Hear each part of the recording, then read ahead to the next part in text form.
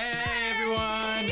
With Violet Reality, I'm Casey Rain. I'm Kim Camellia. This is This Week in Prince episode number 5. Can you believe we're 5 episodes in already? Yeah. Wow. And just want to say quick thanks to everyone that's been watching all of our ones so far, commenting, subscribing, liking, sharing. You guys rock. You rock so much, and we love you, and you're amazing.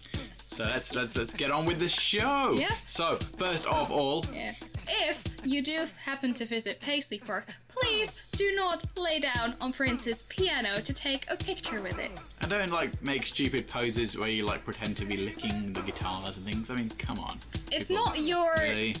It's not something that you own, so therefore you do not have the right to violate it. It is Prince's stuff. Prince owned it, he paid for it with his own money, so therefore you do not have a right to touch it like that. Be respectful towards his belongings, please. So if you don't know what we're talking about, I'm sure most people watching this do, 2 or 3 pictures circulated from the Paisley Park tours with a couple of grade A idiots sitting on Prince's piano on top of it, licking the guitar, just complete moronic stuff, the kind of stuff that a 10-year-old would do.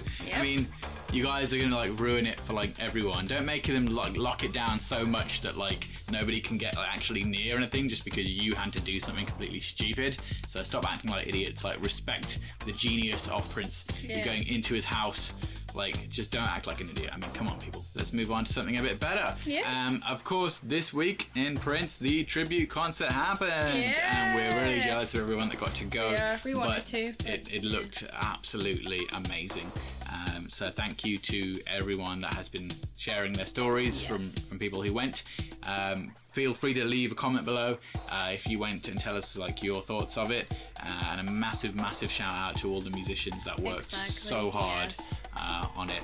Amazing to see, I think a massive shout out in particular is needed for Morris Hayes, who took the role of musical director. You may remember Morris as being Prince's keyboardist from the MPG for a long time.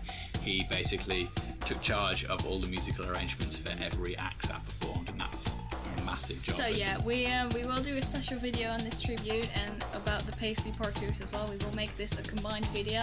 So send us your stories and tell us whether you'd like to be in our video with your face and everything like that as well. So moving on back to the Paisley Park Museum, as we just mentioned, it has still not had its full permanent permit approved. What they did do is approve it for another 12 days. So make sure if you go on the official Paisley Park website or Twitter, you'll be able to find out those dates of when it's open. As we mentioned before, there is going to be another meeting next week, at which point they will be discussing the permanent status of the museum. So if you've been to the Prince tribute on the 13th of October, you may have noticed or read in the news that the mayor of St. Paul, the mayor of Minneapolis, and the state of Minnesota have declared this day, October 13th, as the official Prince Day. And what they did on this day was that they made various landmarks light up purple, and this day was just all about Prince because the tribute was on this day. So we want to send a massive thanks to the mayors involved in the cities and the state, and everyone in Minnesota. Prince loved Minneapolis. He loved Minnesota so much. So it's really good to see, people giving back and honoring him across the entire Twin Cities and the state itself. That's awesome. It is, Thanks so much. So one awesome thing that came out this week that we'd never seen before is in an auction, a very unique item appeared, which is a test pressing of Little Red Corvette with a hand-drawn cover that Prince drew and that he gave to Vanity as a gift. Now, if you've ever seen the single for Get Off that came much later, you'll know that that one's famous for having a hand-drawn cover that Prince drew as well. So if you look at this one, the writing's all the same, it's his handwriting all over it. And one particularly interesting thing is that he drew the very early version of the symbol all over this cover artwork that he drew for Vanity. And prior to this item being seen, the earliest time that we'd seen the original version of the symbol was on the front of the motorbike in Purple Rain, which was 1984, of course. So this pressing from 1982, it marks the earliest vision of the symbol itself. Really cool. So. I think we might have saved a picture of it, or we definitely did. So we will put a link to that in the description below so that you can check it out yourself if you haven't already. So, we've got great news about the album Purple Rain, which you obviously know is a soundtrack to the movie Purple Rain. It was nominated for an American Music Award again in 2016 for Best Soundtrack. And it was nominated because after Prince passed away, it had so much attention in the charts and it went up and so many people have downloaded it. So, there you have it, people. Prince is running up against people like that are popular now, like Drake, etc., again. And I think the most beautiful thing about this is that Purple Rain already won the American Music Award in 1984, and now we hope that we'll win it again. So if you have a chance to vote for it, please do, because it deserves to win the award again. Still getting nominated for awards 32 years after release. I mean, what can you say about Purple Rain that hasn't already been said? That is so cool. Now, moving on to the topic of Prince's unreleased music and the vault. Some of you may have seen that an article recently appeared in Billboard suggesting that the people working with Prince's estate were shopping his vault around for $35 million, which caused massive outrage in the community because that is nowhere near enough for what the vault is cost. Like, if you're going to do a deal with a label and you're going to give them the vault, like, we need to be talking hundreds of millions. I mean, come on. Yeah. I mean, like, if you look at Michael Jackson's unreleased music, there's not that much of it compared to Prince, and yet they did a deal with MJ's estate with Sony for 10 projects for $250 million, and they've released 2 of those already, and they've already been putting stuff out that people already had and already leaked. Prince has so much stuff that has never been heard by anyone. Like, we're not just talking songs, we're talking videos, we're talking movies, we're talking like we discussed in 5 Prince movies you never saw. Like, literally hundreds of songs, fully compiled albums, different versions of albums, demo versions of songs, different mixes of songs never come out. There's so everything and much anything. So stuff. Many stuff that he did with other people as well. Like, it's full ridiculous. on albums with other artists. Stuff we don't know about. Yeah. And they want to sell it for that little amount of money. Please don't. Please don't. It's worth so much more. What's interesting is that one of the editors of Billboard tweeted Blondell McMillan, who's one of the 2 people looking after Prince's music along with Charles Koppelman, and said, "Oh, I would love to talk to you, please DM me on Twitter." And it's like, you didn't reach out to Blondell before you ran this article, you didn't reach out to the estate to clarify what was happening before you posted up this ridiculous article. Like, come on. You should. I mean, come on. 35 million, that's ridiculously low. Nothing. Prince's estate. Yeah, I've always maintained that if handled correctly, Prince's estate could be easily the most valuable music catalogue of all time. Exactly. Like, there's, like, just on quantity alone, it has to be. Like, I mean, come on, people. So that's where we're at with that. Let us know what you think about what's happening with Prince's estate, or what you would like to see released. I personally think that a great place to start, because he was working on it at the time that he passed away, would be to release the official recordings of the piano and a microphone tour. Exactly, and I think that with every upcoming album anniversary from now on, they should probably see if they could put together some sort of special edition discs again. Deluxe, remasters, unreleased. And then, so, for example, for Controversy, that just turned 35 this week, they could add, the movie that never was, the Homecoming movie. Second Coming. Yeah, Second Coming. Yeah. I feel that it's really important that they get our input as fans in terms of appraising things and figuring out what should come out, what should be released, how it should be done, because who knows the material more than the fans do? Obviously, there's a lot of stuff that's never leaked that we don't know about, but we still know of its existence. We know when it was recorded, where it fits in with what era. We know how to match the right things to the right eras and the right albums. And how are the estate and people working on that necessarily going to know what stuff has been bootlegged by, like, for how long, and what's been heard by so many people, etc. Like, that's a lot of work to know that, so they really need to bring in people that really know the material and know the recording, like the archivists, the historians like ourselves. That's not a plug, actually. Yes, it is. Hire us.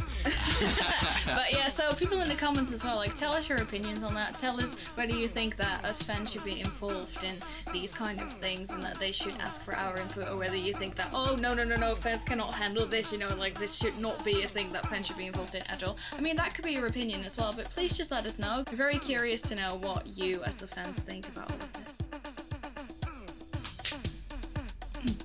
So So most of you, or maybe all of you, might know about a website that has existed for many, many years called Discogs.com. It's a website where people basically sell tapes and CDs and vinyl and whatnot. And it has information about all the albums. Yeah, it does. And and so obviously rare stuff will pop up on there here.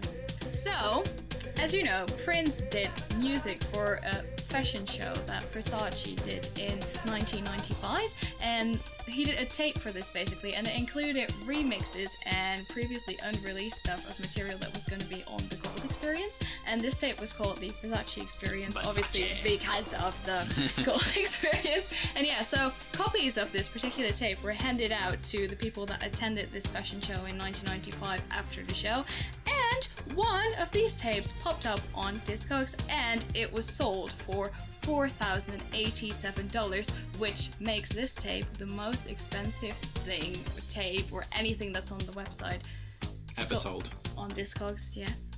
That's pretty cool. I mean, $4,000 for the Versace Experience. Like, who would have thought? If you've got that in your collection, then wow. You better That's cherish pretty it cool. forever because That's that's pretty cool. amazing. Never ever sell it. What's also interesting is that he did another Versace Experience Part 2 in Yeah, he 2006 with material from the 3121 album. Yep. I don't think any tapes were circulated then. No. Tapes were kind of old hat by 2006. Yeah, Nobody yeah. was using tapes in 2006. It was more like Um, CDs and things, maybe even downloads already. Ooh. But it's just cool that Prince had that kind of ongoing relationship with It is, Versace. I don't have the Versace Experience, unfortunately. No. But It's a bit expensive. it is a bit expensive. It is a bit expensive. But usually at the end of these videos, if you've watched our previous videos, we show you the stuff we bought this week. Now, we didn't actually get anything this week. No. There's some stuff arriving tomorrow, Yeah. but that's too late for this week. That'll be in next week's video. So as we were talking about the Versace Experience tape, I just wanted to show you a couple of cool tapes that I have in my collection that I really like. I've had these for probably about 10 years or so. So first of all, we got NYC Live. This is Jam of the Year and Face Down, recorded live in 1997 actually, and I love that it's like got like doodles like on the front. That's a really cool and, little yeah. front thing with him in his jacket. It looks like a ski jacket, but I'm not supposed to say that. Prince ski. So yeah, I've actually kept this one sealed because I have a rip of the audio anyway, and I don't have a tape player anymore, so like why would I need to open it? Is there like snow on the background?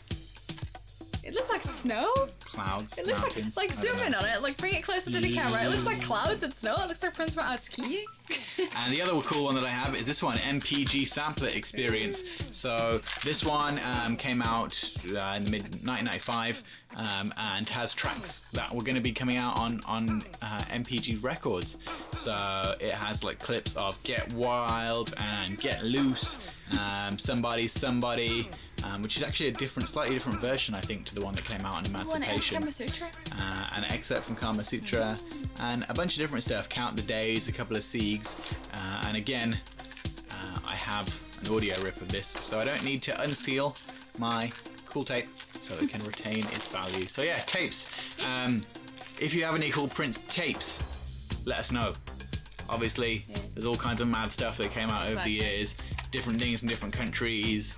Different artwork for things that we've usually seen, depending on where the stuff was released.